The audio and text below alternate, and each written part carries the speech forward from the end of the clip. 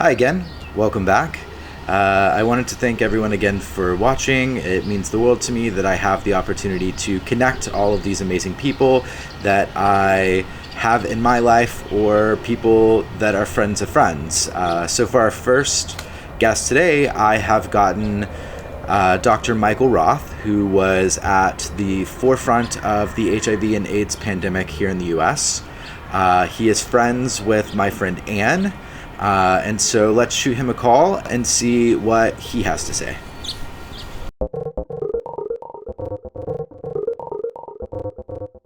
Yay! So now you can't hear me twice. You could just hear me once. There's a line through the camera. Oh, there's a line through the camera? Well, that doesn't make any sense. Share screen, okay? Okay? Okay, it's very strange to see myself. Audio and video settings. Okay. Are you still there, Dr. Roth? Okay, now what again?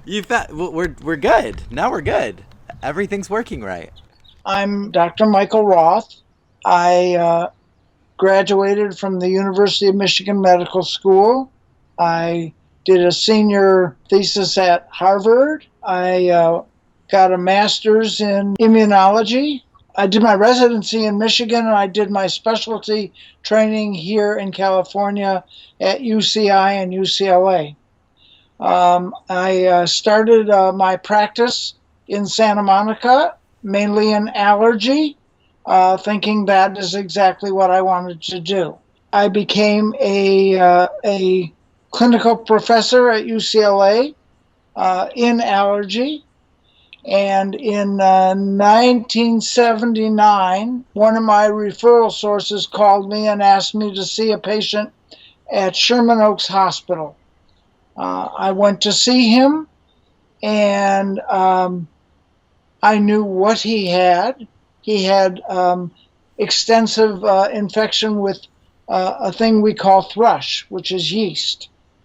And so I didn't know why he had it. I just knew what he had. So I told them what to do, and they started the treatment of amphotericin. And about, I'm guessing, 6 to 7 days later, he passed away. I was making rounds at UCLA as clinical professors do with the residents and fellows. And sure enough, I found another patient with the exact same thing. And I realized there was something major wrong. I didn't know what it was. Now, we had been seeing quite a few patients with what we thought was intestinal amoebiasis. Again, we didn't know why. We had no particular thoughts about it other than, in the gay population, that was something that was certainly possible, and we treated it, and so be it. Things just seemed to come one after the other. So I got on the phone, and I called the Center for Disease Control in Atlanta, where my lab partner from University of Michigan, and I said to him, Jimmy, WTF is going on? With all of this stuff. And he said to me, Michael, we don't know, but it's all over everywhere. And we don't know what to do about it right now. I will get back to you as soon as I know. Wow. And that was the beginning of what we will call the AIDS epidemic. Because you were at the very forefront of what I consider one of the last, before now, one of the last pandemics that America has experienced where they didn't know enough about what was happening. What was it like at the very beginning with your patients and not having a name for what you were doing? What it was like was people were coming into my office with... the first one came into my office, and he had what I thought was pneumonia because, he was coughing, short of breath. I sent him over to the hospital across the street, Santa Monica Hospital. I had him admitted, and I put him on cephalosporin, which would have been a normal antibiotic. He got worse, certainly, and soon passed away. Oh no. Unfortunately, I had known, obviously from medical school, about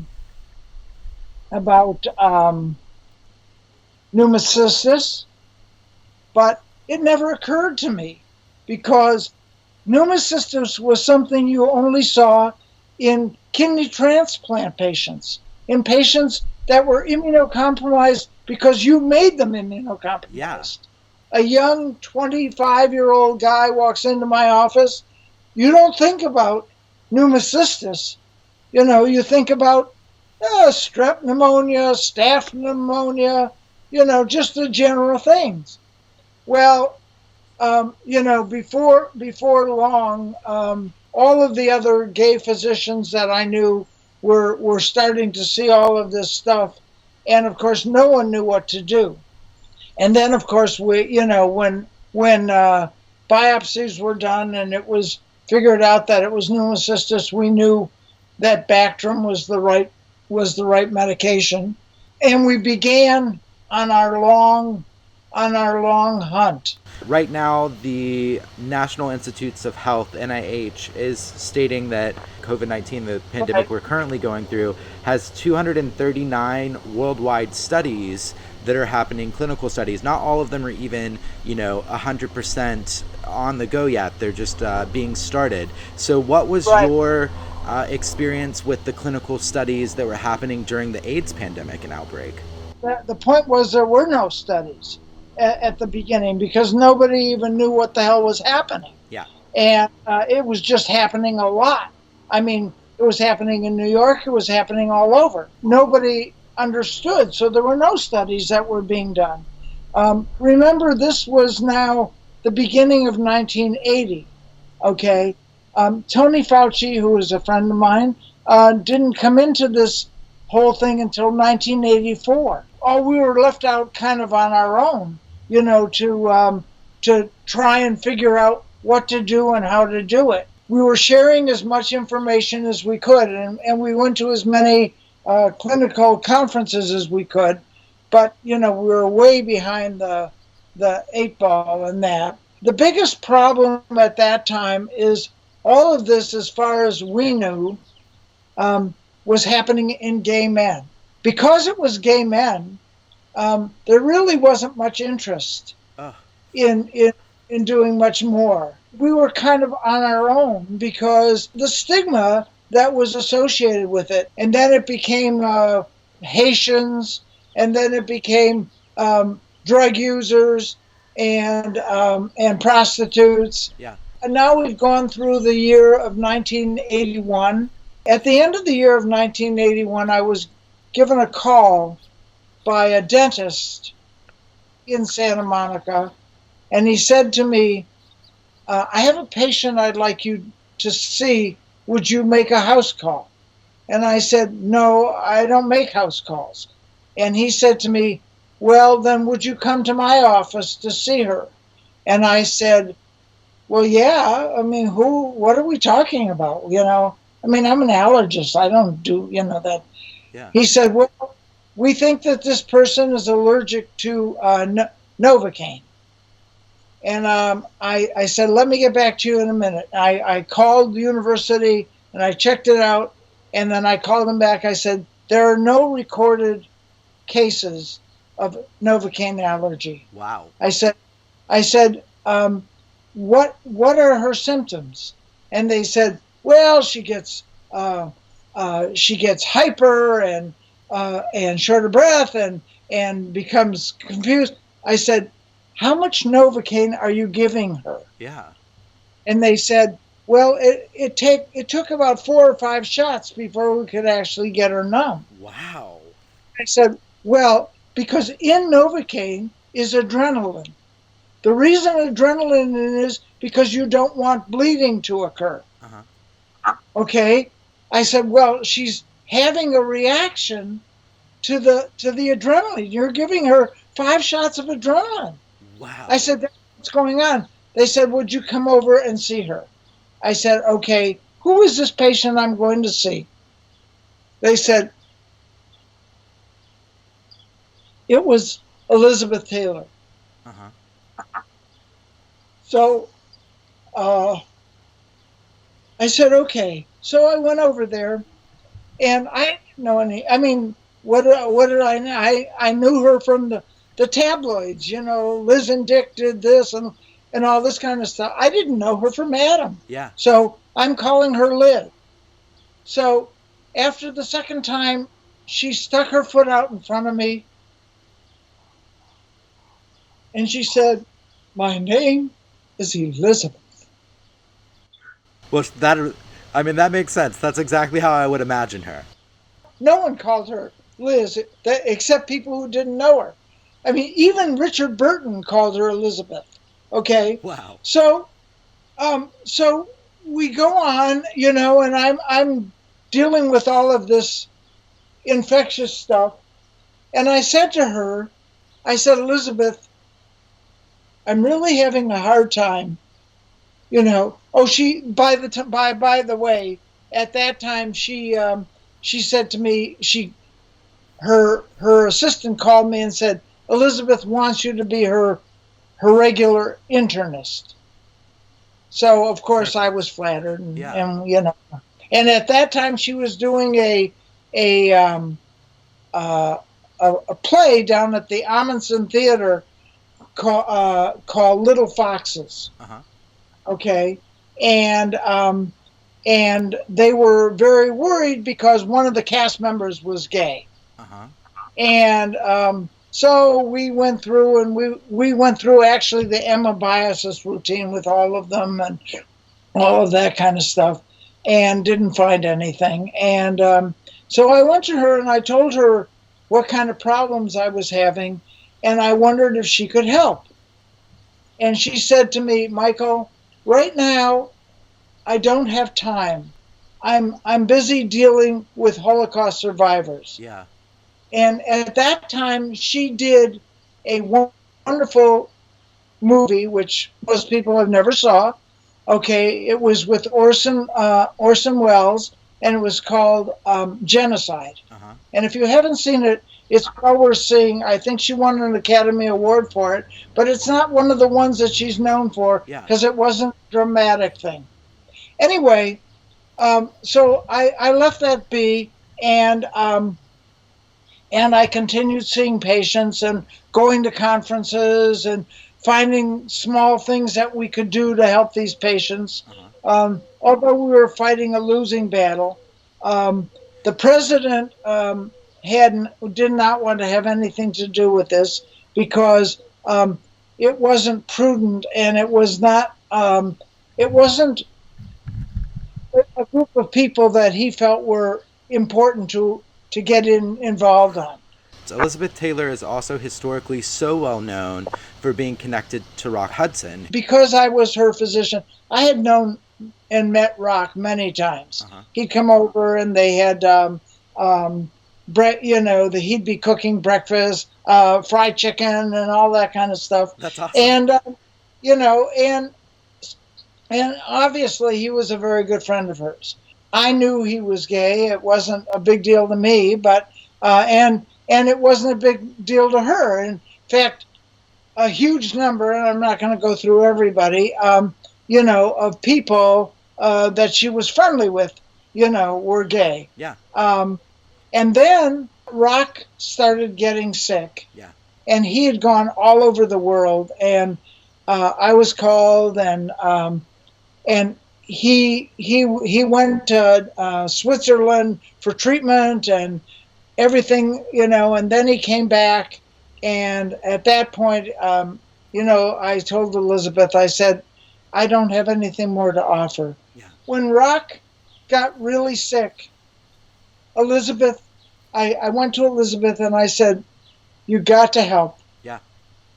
And she said, okay. Yeah, whenever it's someone that you know and it affects somebody that you have personally experienced, especially someone that's so close to you, it's impossible to say that you can't help anymore because you have to. So we did our first really large benefit. It was at the Bonaventure Hotel. Hmm. I did a silent auction that raised $250,000. Wow. She put on a show that raised around $5 million. Wow. That was the beginning. That was the beginning of us doing concerts. The concerts got bigger and bigger. Yeah. So it seems like what you're telling me and what I'm seeing through this is that, and through your experience through this, is that entertainment and the people who already have America's attention have a responsibility during any type of pandemic or any type of national or global crisis to truly take their fame and what they've accrued within their, amazing careers to do good. That's ideal, but that is easier said than done. Nobody, especially the problem was that the people they were serving, it was the gay community. Yeah. Okay, the general public really wasn't interested. The very first people who came to our aid, our side, were the lesbians. They get everything done in Hollywood today too. I love lesbians. But I mean, when you think about it, they were the people least to be infected. Yeah. They were not, but they were there. Mm-hmm. And they came to our aid. But everything we did was done on our own. We started Project Angel Food because Meals on Wheels wouldn't come to the gay people. We had to raise money because we had no money. When I was a freshman in college, I met a young guy who was living with a very good friend of mine. This guy, his name was Barry Brown. And Barry Brown was, every time I went over, was listening to show tunes. Uh-huh. And I should have known then, but I didn't know then. and at the end of one year, Barry left the University of Michigan, and I didn't see him. Barry went back to New York and became partners with a guy who was a Broadway producer, mm-hmm. and his name was Fritz Holt. And Barry and Fritz produced a number of Broadway shows. Wow. Fritz died shortly after they got together, and I went to my friend Bruce Valanche, and I said, Bruce, we've got to raise money. Yeah. What are we going to do? So Bruce said, I'll talk to Bette Midler, who he had been writing all of her jokes and all of the stuff, and he wrote all the stuff for Whoopi and Billy Crystal and all that stuff.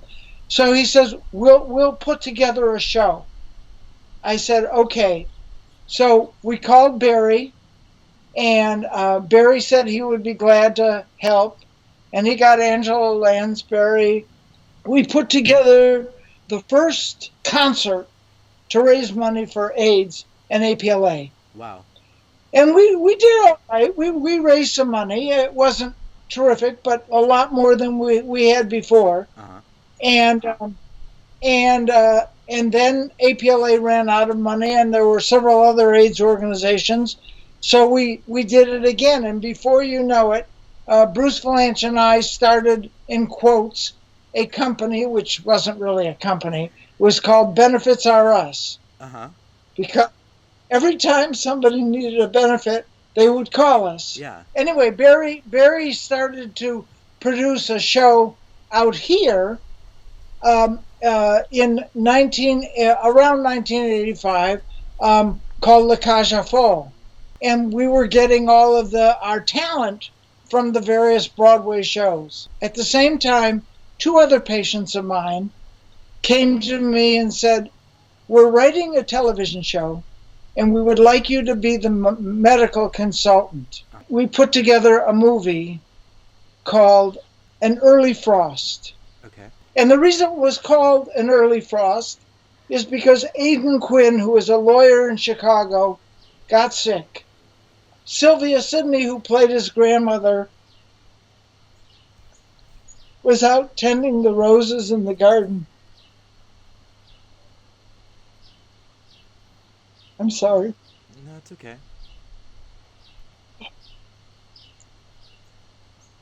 She saw him, looked at her roses, and said, "This is going to be an early frost." Now, I grew up in the generation after this, and I mean, I was born in 1986, so I got kicked out of my home when I was 15 years old. My mother told me she couldn't have a gay son, but the number one thing that she told me before I left was that I would die of AIDS. There was no looking around it. I was just going to die of AIDS and go to hell. And so that's fear that I grew up with through my entire adolescence. And like, And, and now America and is having to see, a very small glimpse into that, of like the psychological terror that it is to even leave your home. right. Well, the difference, of course, being that now we're dealing with something that affects the general population. Now they're talking about on television. They're saying we've lost about 40,000 people in America today with COVID. If things don't look up, we could lose as many as 200,000 people. Believe me, my heart goes out to them beyond belief. But I will tell you something. We lost 675,000 Americans to HIV. I personally lost over 500 patients. Me. And I now suffer from severe PTSD. The things that you've done, I couldn't be who I am today without you. So thank you. I'm just a nice guy who did his best.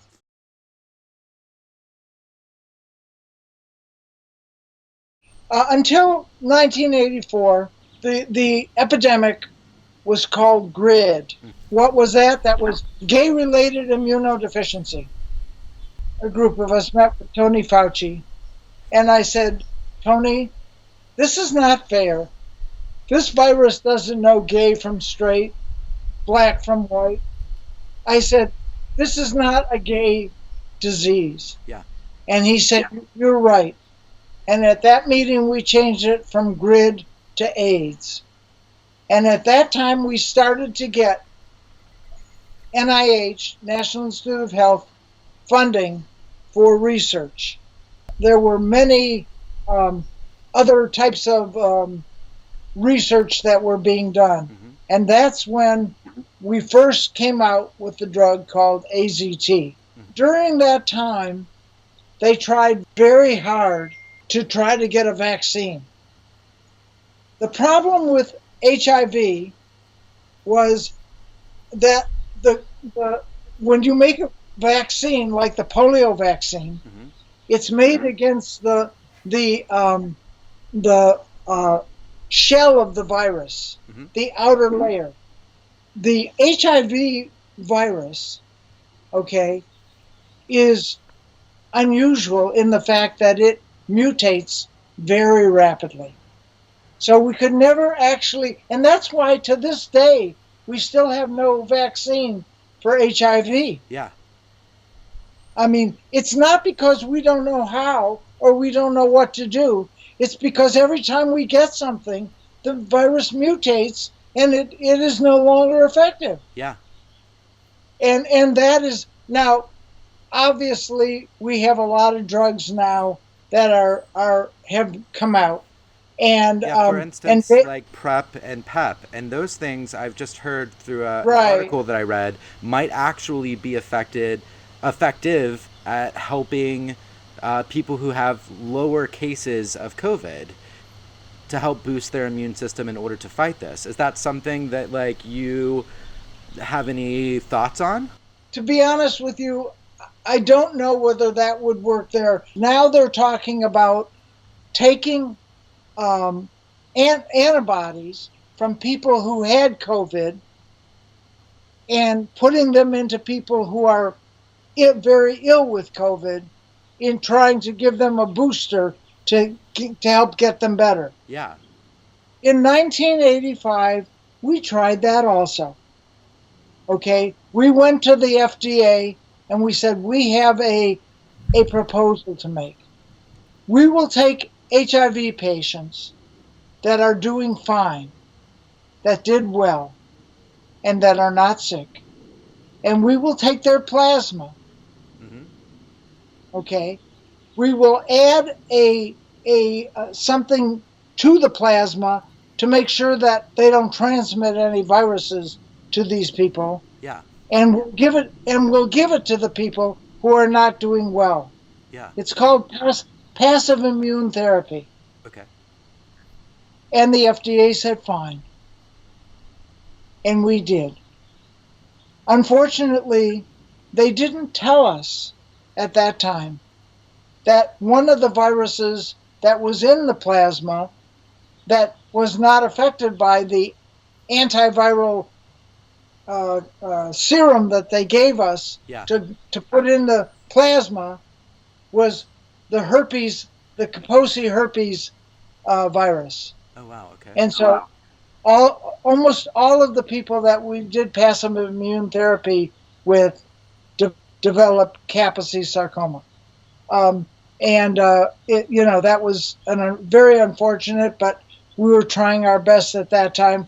And now with COVID, they are considering doing that again, but of course they're not dealing with the same kind of virus, which like the HIV virus. Yeah, that makes. And I think within approximately a year, maybe a year and a half, we will have a vaccine to COVID, much like the flu vaccine. Do you have any advice for people of this nation and also globally on what they should be doing in order to make this become something that is historically better than our track record with HIV and AIDS? We've got to do isolation. People have to stay home. Yeah. Stay in their house. And if they have to go out, there are many ways of going out without actually going out. If I go to a restaurant near me, I have them take the order and then bring it out to my car. And then when I get home, I throw the bag away and clean everything. And the food is fine, because it's cooked. Yeah. But the idea is there has got to be, I know people don't like this idea, but they must stay home. They can't, this is a respiratory. HIV was not respiratory. Yeah. Okay? And so if it were respiratory, 675,000 would have been a pittance. Yeah. It would have been 6,075,000. But the point is, it wasn't respiratory. Okay? Thank God. This is a respiratory, therefore it's easily shared. Okay? China, Japan, Korea, they learned that you've got to keep these people away.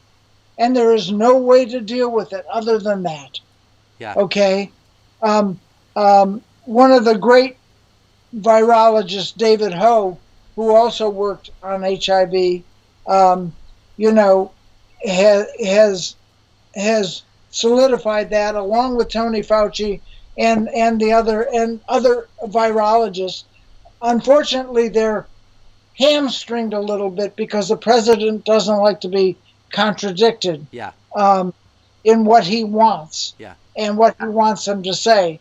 But the fact of the matter is, there is no other way until we get a vaccine or until we get some sort of a medical cure, and that will be a while because, to get a medical cure, you've got to test the drug. You can't just put it out there. People are, right now, I saw this morning, someone wrote me, they think hydroxychloroquine and erythromycin is the answer. Well, it's not the answer.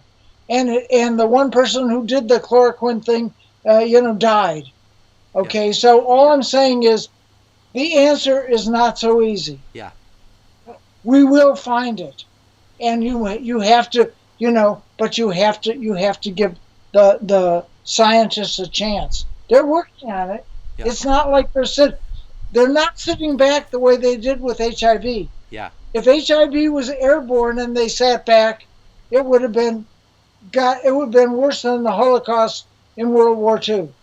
But it wasn't. It wasn't spread by airborne, and this is. So the only thing you can do is isolate. Why there are certain governors that haven't made it important enough, I don't know. Yeah. But but the fact of the matter is, when I see these people congregating on the beach in Florida and having parties, and the young people who can't, they're immune to everything, they will get sick. Yeah. Okay. They are not first people because they have better immune systems. When you're born, you don't have an immune system. It takes about 6 months until you start to develop it, and that's when you start getting your immunizations as a child. That makes sense. Okay.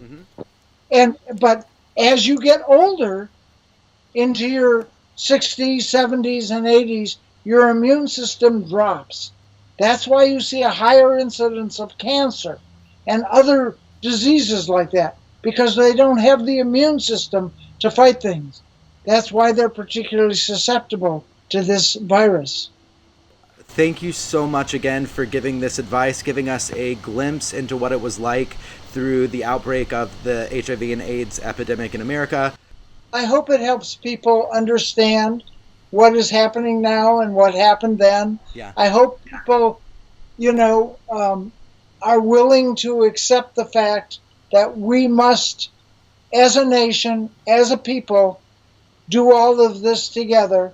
Unlike we did before, we need to do it together, and we need to listen to the Tony Fauci's of the world and the David Ho's and the people and the scientific people that are just saying to you, look, until we get something, you gotta stay away. Yeah. Mind-blowing to me, the things that you went through and the links that you went through for my community. And honestly, I cannot tell you thank you enough, because it's my community too. Thank you. And believe me, for the people out there, I thank you for being helpful.